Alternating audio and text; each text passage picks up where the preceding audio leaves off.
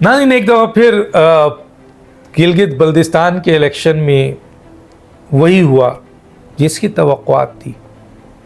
आप ये बताएं, कोई तज़िया निगार, न्यूट्रल की बात कर रहा हूँ, कोई न्यूट्रल तज़िया निगार, कोई जर्नलिस्ट, कोई सियासतदान, कोई आम आदमी इलेक्शन से पहले जो ज़मीनी हक़ाइक़ थे वहाँ के, वो बता रहे थे। और ज़मीनी हक़ाइक़ ये थे कि गिलगित बल्दिस्तान के कोने कोने से आवाज़ आ रही थी, और वो आ रही थी तहरीक इंसाफ की। हालांकि उनकी वहाँ पे भी उनकी तंजीम को निशान पे इलेक्शन नहीं लड़ने दिया गया। वहाँ पे भी कहा जाता है कि बड़े मज़ालिम हुए, उनके लोगों को कैंपेन खुलकर नहीं करने दी गई। लेकिन ये बात मैंने इलेक्शन से पहले बहुत सारे न्यूट्रल जो आपके तज़िया, इवन के पॉलिटिशियन जो न्यूट्रल बेस हैं लेकिन किसी सियासी जमात के थे, वो भी ये मानते हैं कि गिलगित बल्दिस्तान में ज़मीनी हक़ाइक़ किसी के साथ है तो वो तहरीक इंसाफ के साथ है।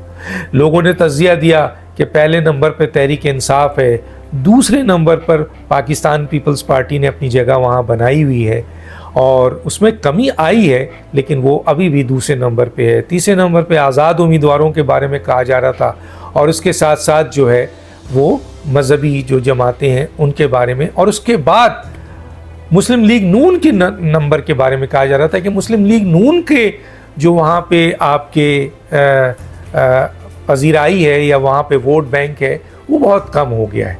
और उसकी वजूहात आपको पता है कि शहबाज शरीफ साहब ने जब से हुकूमत संभाली है, नवाज़ शरीफ साहब और उनकी हिकमत अमली जो रही, और फिर 24 के इलेक्शन में जिस तरीके से ये आए, और पीडीएम की हुकूमत में शहबाज शरीफ ने और इत्तेहादी हुकूमत में जिस तरह उन्होंने इंटरनेशनल इशू को एड्रेस किया, जिस तरह वहाँ चापलूसी की, जिस तरह बोर्ड ऑफ पीस की तरफ गए, जिस तरीके से फ़लस्तीन के इशू पे, ईरान के इशू पे, दूसरे इशूज़ पे उनका मौक़िफ़ रहा, क्लिंटन के इशूज़ पे उनका मौक़िफ़ रहा, पाकिस्तान की आवाम ने इसको बहुत सख्ती से इन इश्यूज़ को एड्रेस किया और अपना रिएक्शन दिया। इसके साथ साथ आपके इनके दौर में जो अभी हालिया सानिया हुआ, उसमें आपके डी चौक का वाक़या है, मुरीद के का वाक़या है जो हुआ, मॉडल टाउन माजी में था, उसकी वजह से और इनकी जो आवाम के हवाले से जो आपके इस्लाहात हैं, जो आवाम के लिए इन्होंने बकौल इनके 55 की काबीना और वज़ीर आज़म की ने जिस तरीके से आवाम के लिए कुछ नहीं किया, पाकिस्तान आइनी बहरान का शिकार हुआ इनके दौर में। 26वीं और 27वीं तरमीम सुप्रीम कोर्ट का ख़ात्मा कर चुकी है, आइनी बहरान आ चुका है।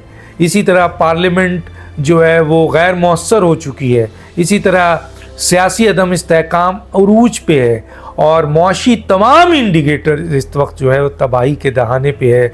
ये सिर्फ IMF इनको कर्ज दे रहा है क्योंकि अमेरिका से इन्होंने अच्छे ताल्लुकात हैं, उनकी बड़ी इन्होंने चापलूसी की है, उनको नोबेल इनाम कहा है उस शख्स को जो इंसानियत का कातिल है, जो इज़राइल के साथ मिलकर पूरी दुनिया में जो है वो गज़ा में, फ़लस्तीन में, यमन में और आपके हर जगह आपके ईरान में जहाँ उसने कत्ल व गारत गरी की है, उसको शहबाज शरीफ कहते हैं, वो अमन का दाई है और उसको नोबेल इनाम। इसके ऊपर ज़ाहिर है पाकिस्तान की आवाम शहबाज शरीफ के इस मौक़िफ़ के 0.1% भी पीछे नहीं है, मासवाए उनके चंद लोग, बाकी उनके अपने लीडर्स भी उनके साथ अगर आप मालूम करें तो नहीं है। तो गोया एक लिहाज से इन तमाम वजूहात, और फिर जो ये सानिया हुआ इनके दौर में, मुरीद के का सानिया, उसके बाद आपके डी चौक का सानिया, और उसके बाद उन्होंने जो है वो अभी रावला कोर्ट का हुआ, लेकिन रावला कोर्ट से पहले इलेक्शन हो चुका था। हाँ, आज़ाद कश्मीर में जो आपके वहाँ पे हालात और बेचैनी शुरू हो चुकी थी, फिर इनका सिक्योरिटी पॉइंट ऑफ व्यू से जो इस वक्त इनके आपके काम है, معاشی کام ہے، سیاسی کام ہے، اجتماعی کام ہے، انتظامی معاملہ ہے، گورننس کا معاملہ ہے. لوگ کہتے ہیں شہباز شریف ایک اچھے ایڈمنسٹریٹر تو ہیں، ایک اچھے پولیٹیشین نہیں ہے. جب ایک اچھا پولیٹیشین نہیں ہے تو وہ فیڈرل حکومت نہیں چلا سکتا، ادارہ تو چلا سکتا ہے چاپلوسی سے. گویا پاکستان ڈیٹوریٹ ہوا، نیچے گر گیا ہے.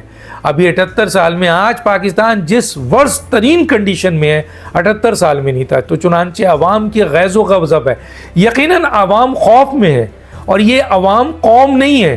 اگر یہ قوم ہوتی تو اب تک یہ حکومت نہیں رہتی، لیکن کیونکہ یہ عوام ہیں، بٹے ہوئے ہیں، اور دوسری طرف اتنا خوف ڈال دیا کیا ہے ان کے اوپر کہ یہ کوئی اپنے حق بھی نہیں مانگ سکتے، نکل نہیں سکتے، آئینی حق بھی نہیں مانگ سکتے. تو چنانچہ ان کی حکومت چل تو رہی ہے کیونکہ مکمل اسٹیبلشمنٹ ان کو سپورٹ کر رہی ہے. لیکن اس کا آپ نتیجہ دیکھیں کہ گلگت بلتستان کے اندر ان کے ساتھ کیا ہوا. حالانکہ اسٹیبلشمنٹ کی سپورٹ سے، الیکشن کمیشن کی سپورٹ سے، انتظامیہ کی سپورٹ سے ان کو کچھ سیٹیں مل تو گئیں، لیکن جس طریقے سے یہ دعویٰ کر رہے تھے، جس طرح نواز شریف گئے تھے، جس طرح مسلم لیگ کے وزراء گئے تھے اور دعویٰ تھا کہ وہ اکیلے ہی حکومت بنائیں گے، وہ تو چکنا چور ہو گیا. تو گویا گلگت بلتستان کے الیکشنز میں رزلٹس جو اس وقت آیا ہے، کہا جاتا ہے کہ پاکستان پیپلز پارٹی کو اکثریت ہو گئی. چلیں، سیکنڈ نمبر تھی، اس کو فرسٹ کر دیا گیا. جو فرسٹ تھی جناب تحریک انصاف، اس کو نیچے لایا گیا. پھر استحکام پارٹی بھی جیتی ہے جس کا کوئی ایز سچ وجود نہیں ہے. مذہبی جماعتیں وہاں جیتتی ہیں اور آزاد امیدوار وہاں جیتتے ہیں. لیکن کہا یہ جا رہا ہے، جو الیکشنز کے بعد بڑی تعداد میں لوگوں کا کہنا ہے، تجزیہ نگاروں کا کہنا ہے، جو پہلے سے ہی تیار تھے کہ الیکشن تحریک انصاف کو جیتنے نہیں دیا جائے گا. اور وہی چیز پھر الیکشن کے بعد نظر آئی. حالانکہ گلگت بلتستان میں لوگوں نے بھرپور طریقے سے، ہم نے دیکھا ہر جگہ سوشل میڈیا، کوئی نیشنل آپ کے میڈیا میں تو چیزیں دکھائی نہیں جا سکتی نا. اس حکومت نے اتنی سختی کی ہے کہ نیشنل ٹی وی پہ ایکچول چیز نہیں ہے، وہی چیز جائے گی جو گورنمنٹ دینا چاہتی ہے. لیکن سوشل میڈیا نے ایکسپوز کر دیا. وہاں پہ جس دن آپ کے ووٹنگ تھی، وہاں چاہے اسکردو ہو، گلگت کے کونے کونے پہ لوگ گئے اور انہوں نے وہاں لوگوں سے بات کی، اور ہر پولنگ لائن سے پولنگ، عورتوں کی بہت بڑی تعداد، نوجوانوں کی تعداد، وہاں مردوں کی تعداد، اور آپ کو پتہ ہے 40 to 50% وہاں نوجوان ہیں، اور نوجوانوں کی بہت بڑی تعداد آج بھی جو ہے وہ پی ٹی آئی کے ساتھ ہے. لیکن رزلٹس، اور یہ امید کی جا رہی تھی کہ یہاں پر تقریباً پی ٹی آئی جیتے گی، اور کہا یہ جاتا ہے کہ تقریباً 20 سے 21 سیٹ دعویٰ ہے کہ پی ٹی آئی کی تھی، لیکن پی ٹی آئی کو سیٹ نہیں ملی. اور اب جو بھی رزلٹ ہے اس میں کہا جاتا ہے کہ پاکستان پیپلز پارٹی جو ہے نمبر 1 آ گئی ہے، اور باقی مسلم لیگ نون کے ساتھ مل کر جو ان کو دی گئی ہے، آپ کے جیسے 2024 میں بٹی تھی، یہاں بھی بٹی ہے، اور یہ آپ حکومت بنا لیں. الیکشن کمیشن سے یہ کہنا ہے کہ آپ رزلٹ تو چینج کر سکتے ہیں، اور کر دیا آپ نے، لیکن آپ زمینی حقائق نہیں چینج کر سکتے. آج بھی زمینی حقائق یہ ہیں کہ گلگت بلتستان میں اگر آپ فیئر الیکشنز کرا دیں تو یہ دعویٰ ہے وہاں کے نیوٹرل آبزرور کا کہ سب سے بڑی جماعت تحریک انصاف بن کے آئے گی.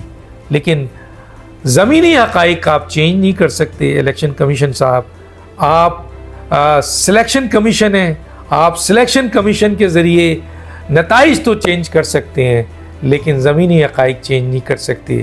رزلٹ ایکچول جو آیا ہے، جو کہا جاتا ہے، جو آبزرور وہاں کے کہتے ہیں، جو لوگ کہتے ہیں، جو زمینی حقائق کہتے ہیں، جو مخالفین تک کہتے ہیں کہ وہاں تحریک انصاف جیت گئی تھی، لیکن اس رزلٹس کو 2024 کی طرح الیکشن کمیشن نے سلیکشن کمیشن کے طور پر کام کرتے ہوئے اس کو ترتیب دیا ہے جو آپ کے سامنے ہے. ڈاکٹر دانش کو یاد دیجیے. اللہ حافظ.